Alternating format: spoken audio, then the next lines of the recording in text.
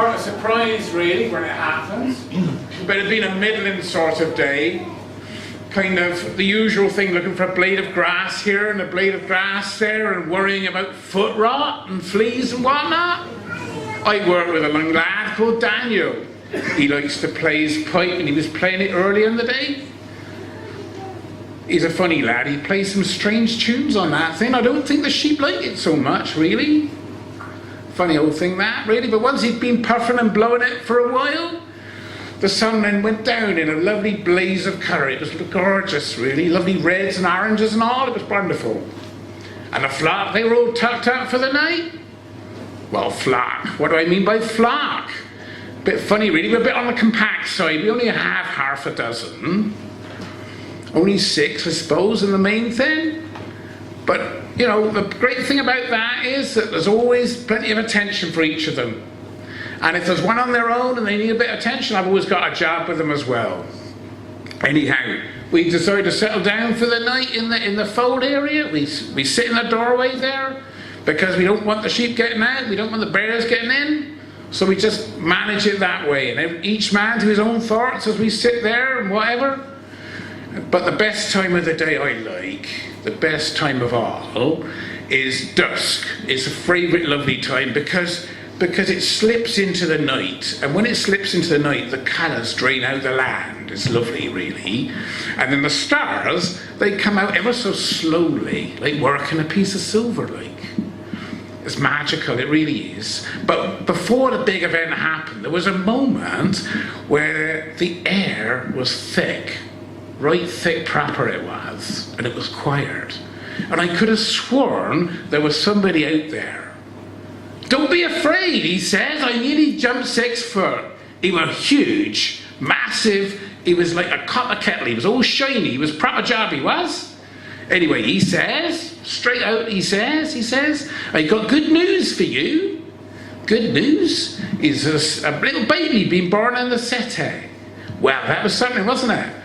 Because he says it's going to be a saviour of all the people and he's going to be ever so joyful.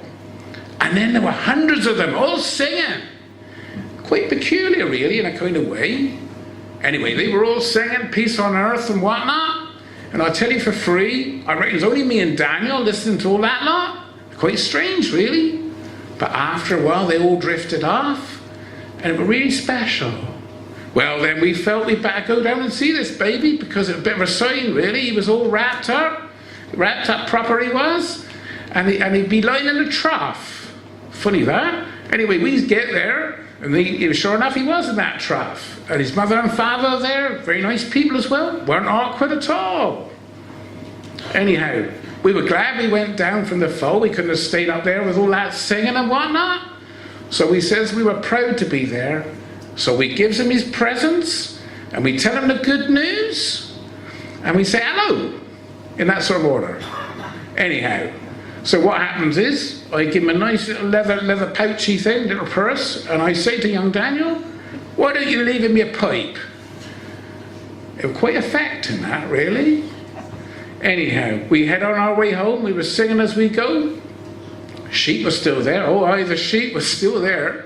And I'd like to think God was taking care of everybody that night.